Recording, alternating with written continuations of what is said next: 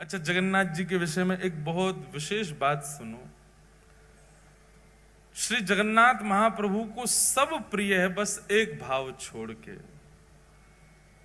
जब कोई उनका स्मरण करके या उनके सन्मुख जाकर के स्वयं को अनाथ कहे, महाप्रभु जी को बहुत विकलता होती है जब कोई स्वयं को अनाथ माने। कभी भी जीवन में स्वयं के प्रति अनाथ की भावना लगती हो, महाप्रभु जगन्नाथ जी का स्मरण करो, सबके नाथ हैं। विश्व प्रसिद्ध रथ यात्रा। अब जगन्नाथ जी प्रकट कैसे हुए, जगन्नाथ जी का रूप क्या है, बहुत विस्तृत कथा है, वो हम सुनेंगे कल। क्योंकि पूर्व से द्वारिका लीला से पूरी कथा शुरू होती है, कईयों को शायद पता भी होगी। पूर्व में श्री जगन्नाथ जी ने ब्रजवासियों की कथा रोहिणी मैया से सुनी, तब से वो रूप प्रकट हुआ, उसकी पूरी कथा। फिर इंद्रद्युम्न पर कृपा करके ठाकुर जी कैसे पधारे, नील माधव रूप से कैसे जगन्नाथ बने, बहुत विस्तृत भाव है, उसको हम कल स्वच्छंद रूप से कहेंगे। अभी बस इतना सुना देते हैं कि महाप्रभु श्री जगन्नाथ जी की रथ यात्रा कैसे होती है। सबसे ज्यादा विश्व में लोग श्री जगन्नाथ जी को जानते ही रथ यात्रा से। ऐसे भक्त वत्सल हैं श्री जगन्नाथ जी। इंद्रद्युम्न राजा, जिस पर कृपा करने के लिए श्री जगन्नाथ जी ने यह रूप धारण किया, वे इंद्रद्युम्न राजा नित्य श्री जगन्नाथ जी की सेवा करते हैं और ऐसे एकमात्र राजा हुए जिन्होंने जगन्नाथ प्रभु का मंदिर निर्माण कराते ही अपनी राज पदवी का त्याग कर दिया। राजा रहकर के हम जगन्नाथ जी की सेवा नहीं कर सकते, दास बन गए श्री जगन्नाथ जी के लिए। हमारे ब्रज के उपासक भी कहते हैं, कनक कूट को टिक लग तजिए भजिए कुंवर कन्हैया। जब तक चित्त में त्याग नहीं आएगा तब तक ठाकुर जी के साधक नहीं बन सकते आप। कोई व्यक्ति चाहे कि मैं सब स्थितियों में रहता हुआ भक्त भी बन जाऊं तो नहीं बन सकता, उसको त्याग तो करना पड़ेगा। अपने सुख का, अपने समृद्धियों का, अपने भाव का, अपने प्रेम का, अपने ऐशो आराम का कहीं ना कहीं तो त्याग वैष्णव को करना पड़ता है। वैष्णव भक्तों को देखो, वो त्यागी से ही दिखते हैं। रात में भले 1 बज जाए, सुबह 4 बजे उठ जाएंगे, क्यों? त्याग है। कितने वो अच्छे वस्त्र दे दो लेकिन फिर भी सामान्य वस्त्र पहनेंगे, क्यों? त्याग है। कितना भी अच्छा श्रृंगार कर लें, श्रृंगार करके फिर तिलक जरूर लगा लेंगे, क्यों? त्याग है। त्याग भक्त को करना ही पड़ता है।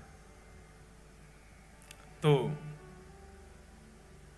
इंद्रद्युम्न राजा ने अपनी राज पदवी का त्याग कर दिया। इंद्रद्युम्न अकेले भक्त नहीं, उनकी पत्नी गुंडीचा, जिनका नाम, वो भी परम भक्ता थी श्री जगन्नाथ जी की। तो इंद्रद्युम्न राजा नित्य अपनी पत्नी के साथ जाते और पूरे जगन्नाथ मंदिर में झाड़ू सोहनी करते अपने आप ही। बहुत ध्यान से सुनना। ठाकुर जी को इंद्रद्युम्न राजा का त्याग, समर्पण और ये प्रेम इतना भा गया, इतना भा गया, महाप्रभु श्री जगन्नाथ जी प्रकट हो गए और प्रकट होकर के बोले, इंद्रद्युम्न, हमारा एक ही हृदय है, तुम कितनी बार उसको अपना मुरीद बनाओगे, कितनी बार उसको प्रसन्न करोगे।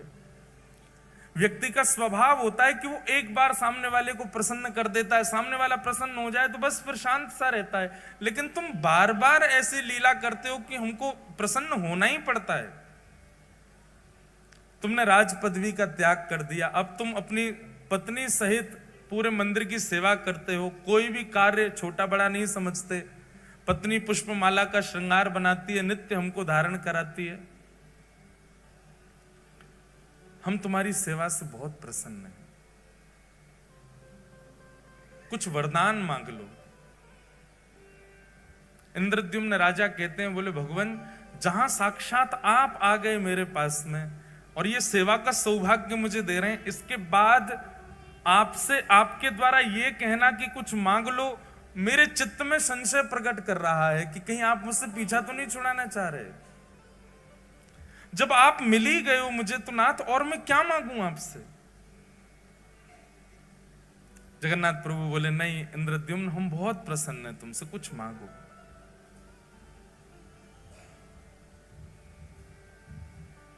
तब इंद्रद्युम्न ने ऐसा वरदान मांगा कि श्री जगन्नाथ जी के नेत्र सजल हो गए।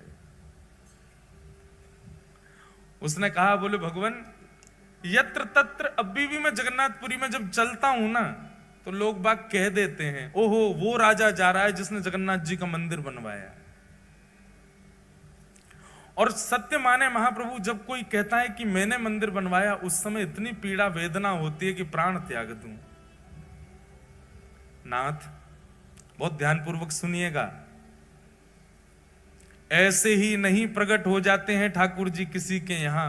उसकी स्थिति देखो पहले कैसी थी। इंद्रद्युम्न राजा कहता है, बोले नाथ, यत्र तत्र कोई भी कह देता है वो राजा जा रहा है जिसने मंदिर बनवाया।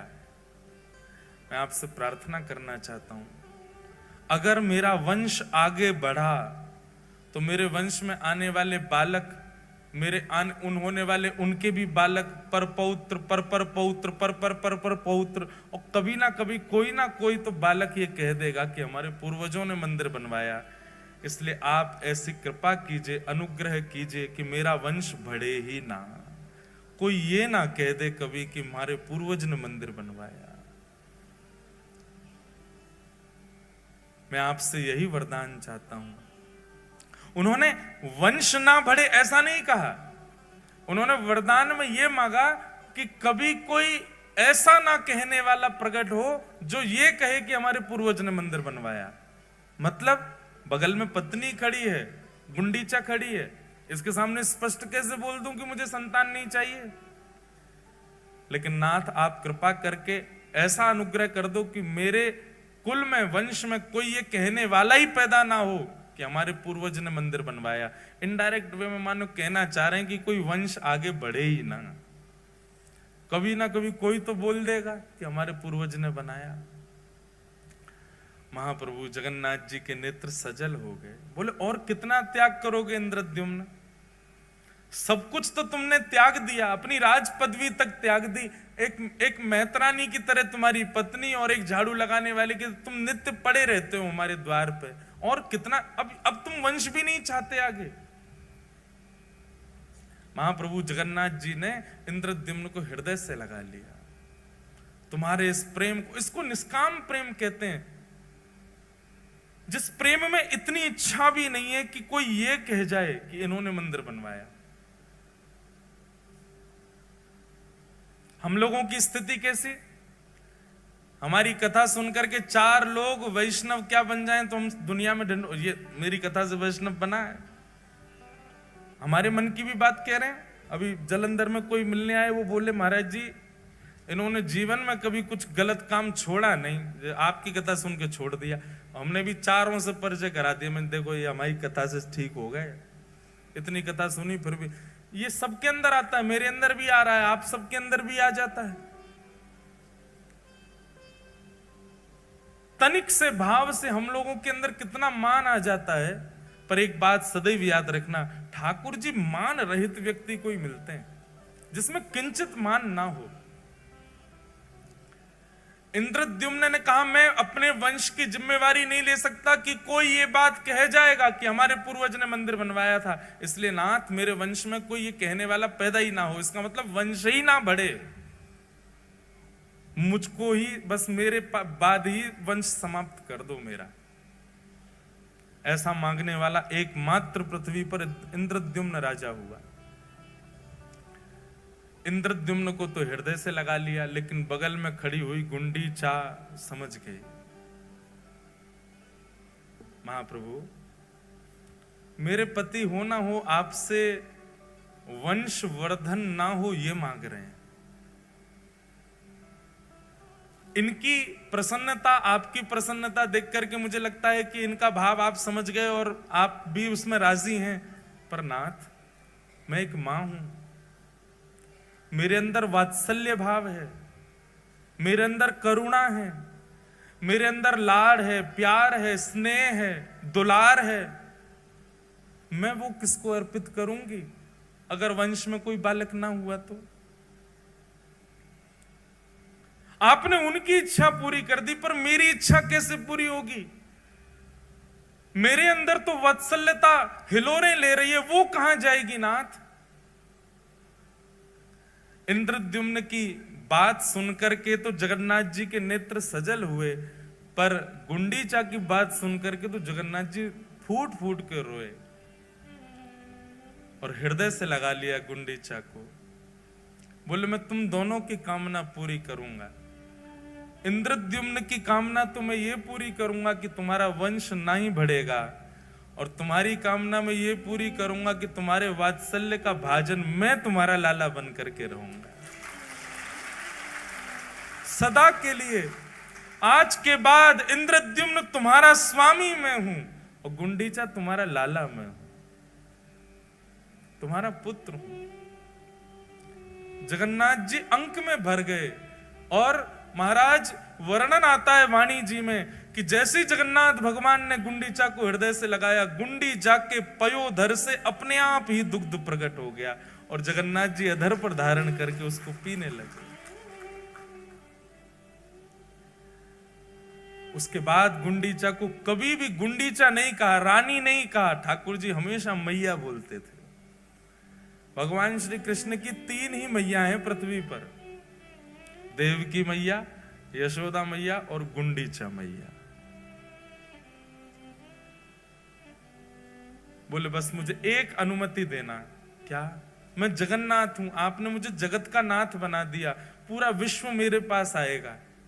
मां मैं साल भर पूरे विश्व को दर्शन दूंगा, साल भर पूरे विश्व के ऊपर अनुग्रह करूंगा, उनके आर्तों को दूर करूंगा, उन पर अनुग्रह करूंगा, और साल में एक बार अपनी मैया से मिलने के लिए खूब चढ़ करके रथ पर आनंद के साथ भर करके नाचते गाते भय लाखों वैष्णवन के संग में अपनी मैया के पास आऊंगा और फिर 7 दिन आपके पास ही रहूंगा, फिर कहीं नहीं जाऊंगा।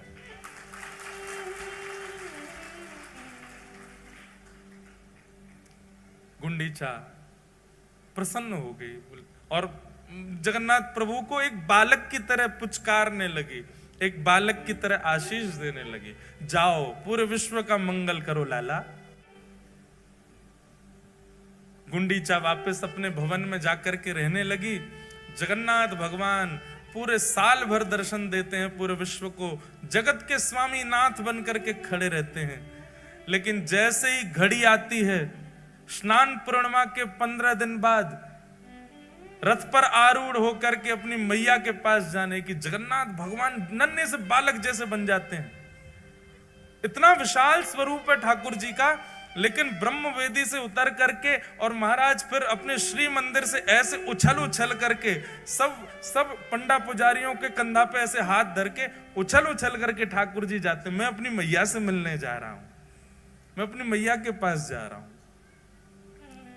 पंडा पुजारी बोलते हैं कि कई बार तो श्री जगन्नाथ भगवान इतने आनंद में भर जाते हैं कि यूं पड़ जाते हैं, नीचे 2-4 पंडा दब जाते हैं ठाकुर जी के,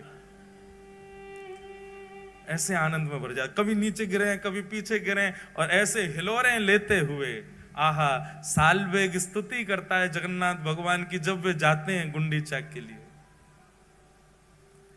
अहे नील शैल प्रबल मत्तावरण प्रबल मत्तावरण मुआरत नलनी बनकु करदनन अहे नील शैल। निताई गौर परिवार वालों, आप लोगों ने ऐसे विषय में मुझे बैठा दिया है, अब मेरा मन हो रहा है कि मैं 7 दिन की कथा कर दूं। और सच बता रहे हृदय इतना भर रहा है जगन्नाथ जी को याद करके।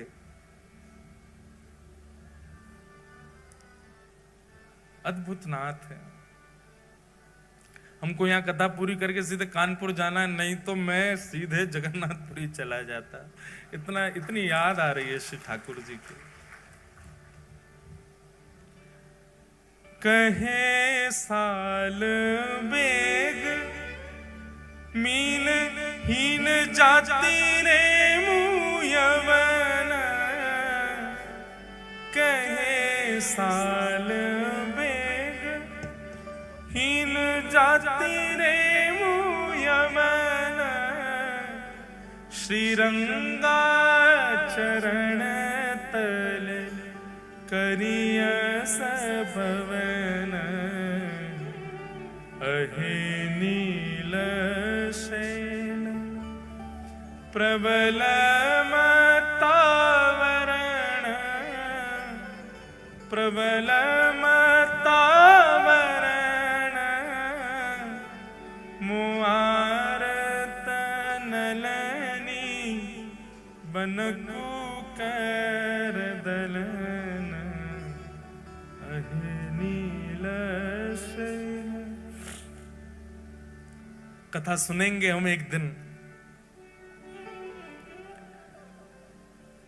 सालवेग एक मुसलमान पिता का पुत्र है। सालवेग, उसकी मां ब्राह्मणी है। हठ पूर्वक एक क्रूर राजा के सेनापति ने एक ब्राह्मण कन्या का हरण कर लिया और हरण करके बलपूर्वक गर्भाधान कर दिया। तब गर्भ से जन्म लेता है सालवेग, कालवेग का बेटा सालवेग। मां मन में विचार करती है कि अब मेरे साथ जो हुआ सो हुआ, लेकिन कम से कम मैं अपने पुत्र को भगवत भक्त तो बना दूं। अपने पति से छुपा छुपा करके श्री जगन्नाथ जी की मधुर रस चर्चा कथा सुनाती है। सालवेग धीरे धीरे बड़ा होने लगा। एक दिन गांव के बहुत सारे वैष्णव बैलगाड़ियों में बैठ करके जा रहे थे। सालवेग ने मां से पूछा, ये सब कहां जा रहे हैं?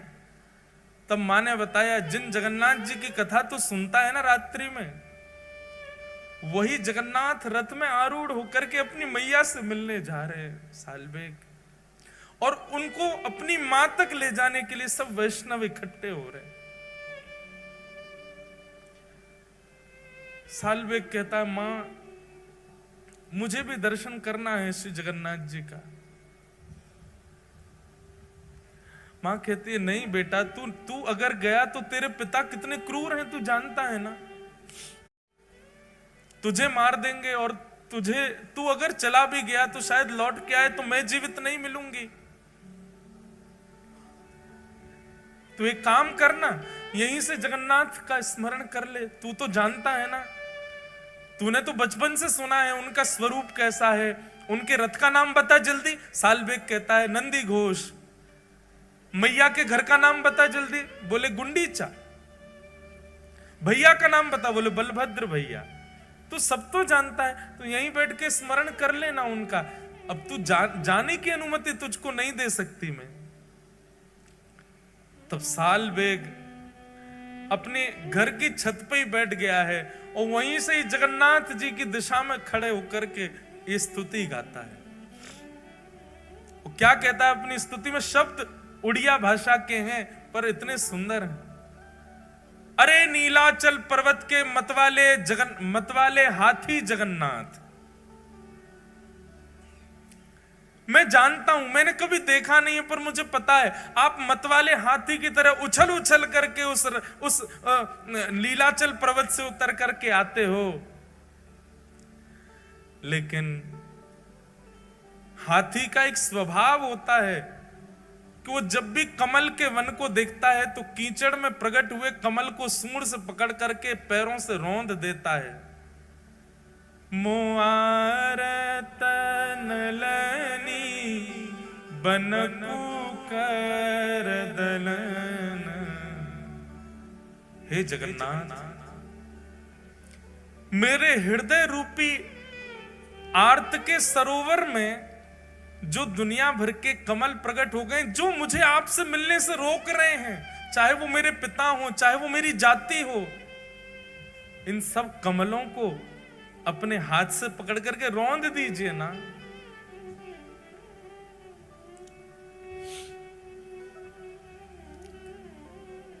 गजराज चिंता कल थाई घोर जलेन गजराज।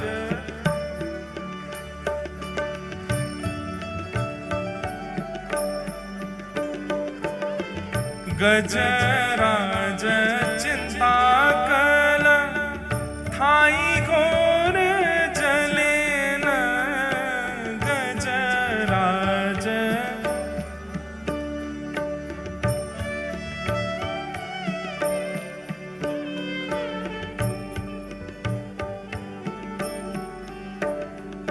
अहे नील शैल, भैया जल्दी खोलो सब, और साल्वेग की स्तुति सब मेरे साथ गाओ। उड़िया में मत खोल लेना, नहीं तो समझ में नहीं आएगा। अहे नील शैल,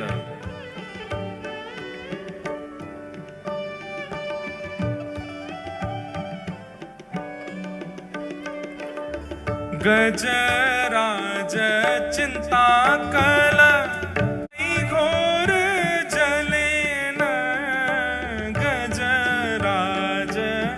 चिंता कल थाई घोर जलेन चक्र पेशी नक्रनाशी उद्धरील अपन। अहे नील शैल प्रबल मत्तावरण, प्रबल मत्तावरण मुआरत नलनी बनकु कर दलन। अहे नील शैल प्रबल मत्तावरण, प्रबल मत्तावरण मुआरत नलनी बनकु कर दलन। अहे नील शैल। गजराज चिंता कर रहा था मेरी तरह कि अरे मैं तो जानवर हूं, मुझ पर कृपा कैसे करेंगे ठाकुर जी। वो भी मेरी तरह चिंतित हुआ था अपनी जाति को लेकर, प्रजाति को लेकर के, जैसे मैं चिंतित हो रहा हूं कि मैं कालबेग का बेटा हूं, मैं मुसलमान हूं, मेरी मां मुझे जाने नहीं दे रही है। ऐसे ही चिंता में पड़ा था गजराज। लेकिन नाथ आपने क्या किया? चक्र पेशी नक्रनाशी उद्धरील अपन। आप तुरंत सुदर्शन चक्र लेकर के गए और उसके पैर को अपने मुख में लेकर के बैठे ग्राह का वध करके आपने उस पर कृपा कर दी। लेकिन उस पर तो कर दी, मुझ पे कब करोगे महाराज? श्री जगन्नाथ जी जैसे ही पहुंडी करते हुए आए और आकर के अपने रथ पर विराजमान हुए, कोसों दूर से गा रहे साल्वेग का स्वर श्री जगन्नाथ जी के कान में आने लगा। लाखों की तादाद में वैष्णव श्री जगन्नाथ जी के रथ को खींच रहे हैं। आज जगन्नाथ जी का रथोत्सव हो रहा है, सब लेकर के मैया के पास जा रहे हैं जगन्नाथ जी को। लेकिन साल्वेग की स्तुति सुनकर के श्री जगन्नाथ जी ने अपना रथ वहीं रोक दिया। खींच खींच करके पसीना पसीना हो गए सब, लेकिन तस से मस नहीं हुआ जगन्नाथ जी का रथ। उस समय के गजपति मतलब राजा को, जगन्नाथपुरी के राजा को गजपति कहते। गजपति दौड़ करके गया, महाप्रभु जी के सामने प्रणाम किया, आज्ञा करें महाप्रभु, क्या अपराध बन गया, आपका रथ क्यों नहीं चल रहा है? जगन्नाथ महाप्रभु गजपति से आज भी बात करते हैं, आज भी दर्शन देते हैं गजपति को। गजपति को आज्ञा करते हुए जगन्नाथ जी बोले, आज की रथ यात्रा में वैष्णव नहीं आए? गजपति बोला, नाथ जहां तक दृष्टि घुमाओगे सिर ही सिर दिख रहे हैं, इतने वैष्णव तो हैं। बोले, मुझे दिखाई नहीं दे रहे हैं, मुझे तो केवल एक स्वर सुनाई दे रहा है, अहे नील शैल प्रबल मत्तावरण मोआरत नलनी बनकु कर दलन। एक नन्हा सा बालक सालबेग अपनी छत पर खड़ा खड़ा मुझे याद कर रहा है, अभी इसी वक्त उसको जगन्नाथपुरी बुलवाओ, तब तक मेरा रथ आगे नहीं बढ़ेगा। वो आकर रथ का स्पर्श करेगा तभी रथ बढ़ेगा। गजपति ने सेना बुलाई, सेना लेकर के गए महाराज, किलोमीटरों दूर, 2 दिन तो पहुंचने में लगे। सालबेग के घर गए, उसके पिता ने खूब रोकने का प्रयास किया, इतनी सैन्य बल गया था महाराज, सबने दूर किया और एक पालकी में सुंदर मां के सहित सालबेग को बैठाया और लेकर के पालकी में नाचते गाते हुए लेकर के जगन्नाथपुरी आए। लाखों करोड़ों वैष्णव आस लगा रहे हैं, रथ तो खिंचे ही नहीं रहा है। तभी उस सभा में उन लाखों करोड़ों वैष्णवों के बीच में एक चेतना जगी, सब जय जयकार करने लगे। क्या देखते हैं, पालकी पर नन्हा सा बालक सालबेग बैठ करके आ रहा है। भैया सब सालबेग के पुष्प बरसाने लगे। सालबेग तो अचंभित है, वो विचार ही नहीं कर पा रहा ये हुआ क्या। और जैसे ही उस मार्ग में पहुंचा है जहां नंदी घोष रथ खड़ा है, सालबेग ने पहली बार नेत्र खोल करके सामने देखा तो नंदी घोष रथ के ऊपर बैठे जगन्नाथ जी झूम रहे हैं, उछल रहे हैं, आनंद में भर रहे हैं, इतने प्रसन्न हो रहे हैं महाप्रभु जगन्नाथ। और बार बार गजपति को इशारा कर रहे हैं, बोले इतनी देर मत लगाओ, उसको जल्दी लेके आओ, मेरे हृदय से ला करके लगा तो इसको। यहां सालबेग रथ के ऊपर चढ़ रहा है और श्री जगन्नाथ जी झूम झूम करके मचल मचल करके अपनी बाहें फैला करके खड़े, ले आओ इसको मेरे हृदय से लगा दो। पैर रख कहीं रहा है, जा कहीं रहा है, उसकी तो स्थिति विचित्र हो गई सालबेग की। सब लोगों ने ले जाकर के जैसे जगन्नाथ भगवान के हृदय से लगाया, महाप्रभु जी के नेत्र सजल हो गए और मानो हृदय से लगा के महाप्रभु जी कह रहे हैं, गजेंद्र पर कृपा की थी पर गजेंद्र को हृदय से नहीं लगाया, सालबेग तुझे हृदय से लगाया, चल अब प्रणाम तो कर ले। सालबेग तो फूट फूट के रो रहा है, कितने कृपालु हैं नाथ, कितने दयालु हैं जगन्नाथ। सालबेग ने थोड़ा पीछे हट करके जैसे ही दंडवत प्रणाम किया, सब भक्त प्रतीक्षा करते रहे लेकिन सालबेग उठा नहीं और वहीं सालबेग ने अपने प्राण त्याग दिए, श्री जगन्नाथ जी में ही विलीन हो गए। ये बंधुओं वर्षों पुरानी कथा है, पर आज भी महाप्रभु जगन्नाथ जी जब गुंडीचा जाते हैं, सालबेग की समाधि पर आज भी जगन्नाथ जी का रथ रुकता है और आज भी सालबेग की स्मृति में कुछ पंडा पुजारी वहां सालबेग को याद करके इस स्तुति को सुनाते हैं और आज भी अनुभव होता है जब सालबेग की स्तुति गाई जाती है, श्री जगन्नाथ जी थोड़े थोड़े झूम जाते हैं। आज भी सालबेग का स्मरण करके श्री महाप्रभु जी आनंदित हो जाते हैं। बोलो जगन्नाथ महाप्रभु